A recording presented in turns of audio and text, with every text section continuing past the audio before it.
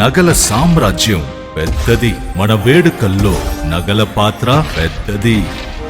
నగల్లో మన సంప్రదాయం అది పెద్దది. అదే విధంగా నగలు కొనేటప్పుడు మీ సేవింగ్స్ కూడా ఇకపై పెద్దగా ఉంటుంది. అన్ని నగల తరుగును ముందు కన్నా ఇంకా తగ్గించాం. ఈ తక్కువ తరుగును చూస్తే వెంటనే నగలు కొనేస్తారు. డైమండ్ జ్యువెలరీ ధరలు కూడా పెద్ద లెవెల్లో తగ్గించాం. ఇకపై అందరూ డైమండ్ జ్యువెలరీ కొనుక్కోవచ్చు. ఏ ఆఫర్లోనూ పక్కదారి పట్టకండి. ఇక్కడికొచ్చి కంపేర్ చేస్తేనే తెలుస్తుంది మీకు ఎంత పెద్దగా డబ్బులు ఆదా అవుతుందో అని. హాయ్ హలో నమస్తే, వెల్కమ్ టు అవర్ ఛానల్. నేను మీ చార్మి. మళ్ళీ కెనడాలో మన ఇండియన్స్ని హత్య చేయడం జరిగింది.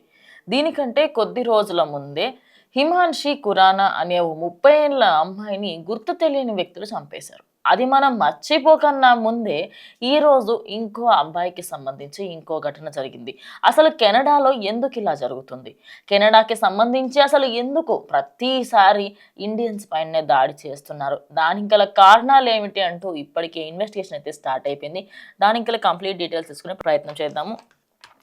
సో అయితే టొరంటో అనే అక్కడ ఆ విద్యా సంస్థకి సంబంధించి అక్కడ ఒక భారతీయ విద్యార్థుడు చదువుకుంటూ ఉన్నాడు. అయితే 20 ఏళ్ళ శివాంక్ అవస్థి అనే ఒక వ్యక్తి, 20 ఏళ్ళ అబ్బాయి కాలేజ్కి వెళ్తున్న క్రమంలో అతి చేరువ నుంచి గుర్తు తెలియని వ్యక్తులు వచ్చి ఆయనని కాల్చివేయడం జరిగింది. దానికి గల కారణం ఏంటో, అసలు ఎందుకు చంపారు, ఏంటి, ఎలాంటి డీటెయిల్స్ తెలియవు.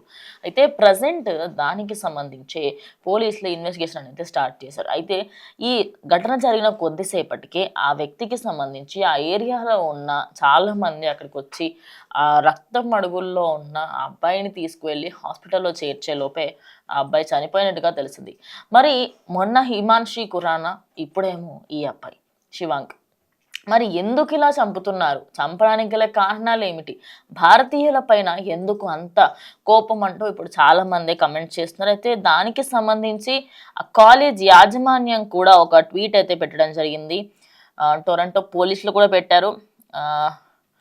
Homicide investigation, Highland Creek Trail and Old Kingston Road side victim Shivank Awasthi 20 years. అబ్బాయి ఇమేజ్ కూడా రిలీజ్ చేశారు యాక్చువల్లీ. సో ఇలాంటి సంఘటనలు ఎందుకు జరుగుతున్నాయి? మరి అక్కడ ఇండియన్స్ ఉండడము ఇష్టం లేదా లేకపోతే మేము అక్కడ ఉంటే మీకేమైనా జాబ్ల విషయంలో ఏమైనా ప్రాబ్లం వస్తుందా? మరి ఎక్కడ ప్రాబ్లం అది తెలియాల్సిన విషయం అయితే ఉంది. ఇంకోటి, ఈ యాజమాన్యానికి సంబంధించి Indian Toronto, we express deep anguish over the tragic death of a young Indian doctoral student, Ms. Shivank Avasthi, in a fatal shooting incident near the University of Toronto campus. The consult is to touch with the bereaved family during the difficult time. So వాళ్ళ family అందరికీ కూడా condolence కూడా తెలుపుతున్నారు, సంతాపం వ్యక్తం చేస్తున్నారు. అదే కాకుండా ఆ అబ్బాయికి సంబంధించి ఆ యూనివర్సిటీ దగ్గరే జరిగింది కాబట్టి ఆ యూనివర్సిటీలో ఆయన ముందు నుంచే చదువుకుంటూ ఉన్నారు. మరి ఇలాంటి సమయాలలో ఎందుకు ఇండియన్స్ పైన ఈ హత్యలు ఎందుకు? మొన్నటి వరకు ఆ అమ్మాయికి సంబంధించి చంపినప్పుడు కూడా ఆ చంపిన వ్యక్తికి సంబంధించి చాలా డీటెయిల్స్ బయటకు వచ్చాయి, కానీ ఆ వ్యక్తిని ఇప్పటి వరకు పట్టుకోలేదు.